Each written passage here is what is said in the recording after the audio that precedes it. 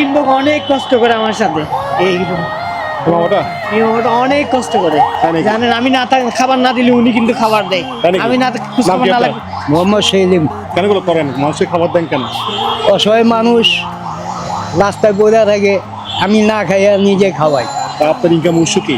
এইখানে মাজারে থাকি, কাজ কাম করি। কি কাজ করেন বাজারে? এই দোয়া মোছা। জমা করেন? হ্যাঁ, ভালো। আল্লাহ আপনাকে রহমত দান করুন। আমি না থাকলে কিন্তু উনি আমার সাথে সহকর্মী হিসেবে থাকে, কেউ থাকুক বা না থাকুক। আচ্ছা, আপনি কি কি কিনছেন দেখি? তারপরে বাইরের সলিউশন, বাইরের রুল ব্যান্ডেজ, সব ব্যান্ডেজ। ড্রেসিং করে ফেলছে? আপনার ড্রেসিং শেষ? বিদ্যাশ্রম বাড়াই দিব, বিদ্যাশ্রম বাড়াই দিব। আমি জল পর্যম যাই, জল পড়লে ভিজি যাই। জ্বরটা এখন পড়বে না, এখন তো শীত। দেখি না কি করা যায় আপনার জন্য, আমরা কি করতে পারি দেখি কি করা যায়। আমরা আমার হাইলে লই যাই, লই যাই না তাই লইলো। আচ্ছা, বিদ্যাশ্রম বাড়াই দিব। আচ্ছা, ঠিক আছে, ইনশাআল্লাহ। গোলাম রাব্বানি ভাইয়ের বৃদ্ধাশ্রমে পাঠিয়ে দিব, কথাবার্তা হয়েছে। কথা হয়েছে? একটু সুস্থ হয়ে আসলে ওখানে তো খাবি। এছাড়া নাম কি আপনার? নাম কি? আমার নাম আব্দুল আজিজ। আব্দুল আজিজ। বাড়ি কই? বাড়ি আমি জানি না কোন জায়গা। আপনি কি কোনো ছেলে বউ কেউ নাই? না। মা বাপ কেউ নাই? আপনি কেউ কি ছিলেন না? হ্যাঁ তুমি থাকতো কদম তুলি, হ্যাঁ। ঠিক আছে, ওইখানে দেখতাম আমি হ্যাঁ। ওনাকে। হ্যাঁ, মনে হয় অ্যাক্সিডেন্ট হয়েছে, তার জন্য এই ভুলে গেছে, সবকিছু ভুলে গেছে, তাই তো? আয়না ফালাই দিয়ে গেছে। দেখেন পায়খানা করে ক্লিন করতে হবে এখন। ফ্যান তো আছে না।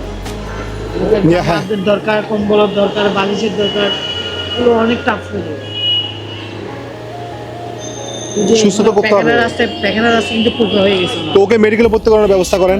বাকি ওগুলো রাখবে না, আপনি জিডি করেন? জিডি গুলো রাখবে না, কারণ হচ্ছে ওনার গার্ডিয়ান একজন অল টাইম থাকা লাগবে।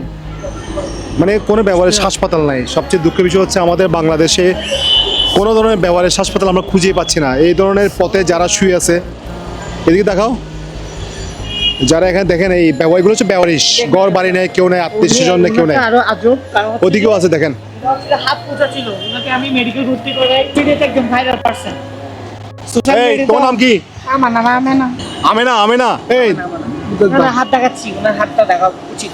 এই যে হাতটা পুছন ছিল, এই হাতটা পুছন ছিল, এই হাত এগুলো হ্যাঁ খুব বাইরে আছে। হাজার হাজার পোকারে মামা কিরকম করে ক্লিন করছিল, ক্লিন করে তারপরে মেডিকেল ভর্তি করে অপারেশন করে এই হাতটা বাতিল করে এই হাতটা একটু অল্প লাগছে। এই দুই আঙ্গুল দিয়ে খাবার খাই উনি।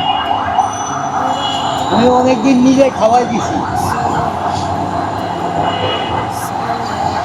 এই দুই আঙ্গুল দিয়ে খাবার খাই। আসলে চিন্তা করেন, আমাদের কিন্তু বাংলাদেশে কোনো ব্যবহারিস কোনো হাসপাতাল নাই, কোনো ব্যবহারিক হাসপাতাল নাই। এই রাস্তায় পড়ে আছে। এগুলো মেডিকেলে কিন্তু আপনার হচ্ছে পিছনে গেটে আছে, ক্যান্টিনের পাশেই সবগুলা 3জন ব্যবহারিক শুয়ে আছে।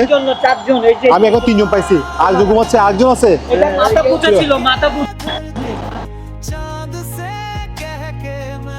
পোকা ছিল, হাজার হাজার পোকা। একটু মাথাটা খেয়াল রাখেন, হাজার হাজার পোকা ছিল। উনি ওখানে ছিল, ওখান থেকে এনে ওনাকে চিকিৎসা করে এখানে আনছে। হাজার হাজার পোকা ছিল। এই যে নাম কি আপনার? সুস্থ করছি। হ্যাঁ, হ্যাঁ, নাম কি? বানু। বানু না, সুন্দর নাম। এখন কি অবস্থা আপনার? আর কোথায় কি আছে? এখন কোন শরীরে কোনো সমস্যা আছে? এগুলো সুস্থ করে ফেলছি ইনশাআল্লাহ আপনাদের দোয়ায়। এখন এগুলোকে ব্যবহারিক হাসপাতালে ব্যবস্থা করেন। আমাদের শকত ভাইয়ের সাথে কথা বলছেন? সবার সাথে ওনার কোনো সিট খালি আছে?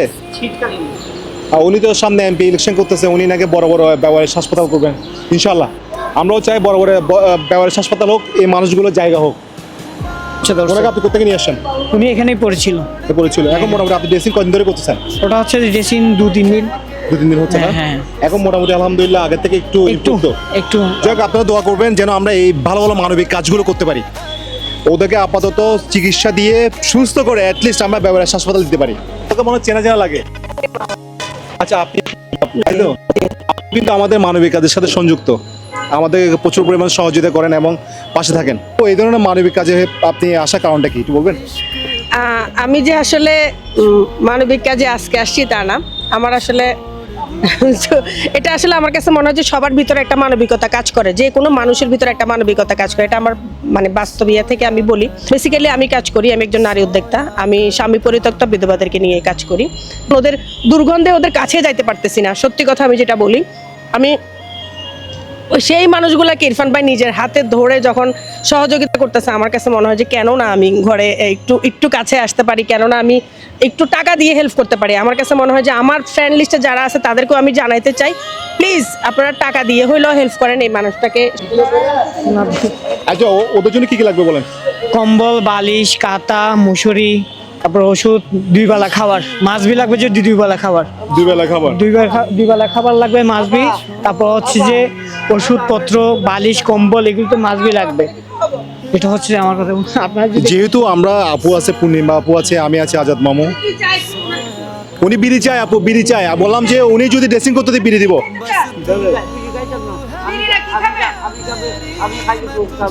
জুস খাবা? জুস জুস নিয়ে আসছে না? আচ্ছা আমি নিয়ে আসবো, এটা খাওয়াবো খাওয়াবো। মন চাইটা বলেন। আমার তো মনে হচ্ছে একটা হাজার কোক খাইতে মনে ডাকি কোক নিয়ে আসো তো, কোক, এটা কোক। এটা বড় সাইজ, একটা বড় সাইজ তুমি আপনি এটা খেয়ে ফেলেন না? খাইবে দিম তো। খাই ফেলো, বড় চালাইবো রে, বড় চালাইবো। 1 লিটার দিয়ে পারবো, 1 লিটার দিম, ওই না? ও দিম দিম দিম দিম দিম। আপাতত এদের কাছে কিন্তু কয়েকজন কাছে মশারি আছে, কিন্তু ওনার কাপড়গুলো সব নষ্ট হয়ে গেছে, সব কম্বল নষ্ট হয়ে গেছে, কাঁথা কম্বল যা আছে বালিশ সব নষ্ট। হ্যাঁ কম্বল দিব, কম্বল এখন কিনে নিয়ে আসবো, এখন কিনে নিয়ে আসবো, এখন কিনে নিয়ে আসবো। से ही जी लूं मैं तुझसे ही तेरे होने का सबूत।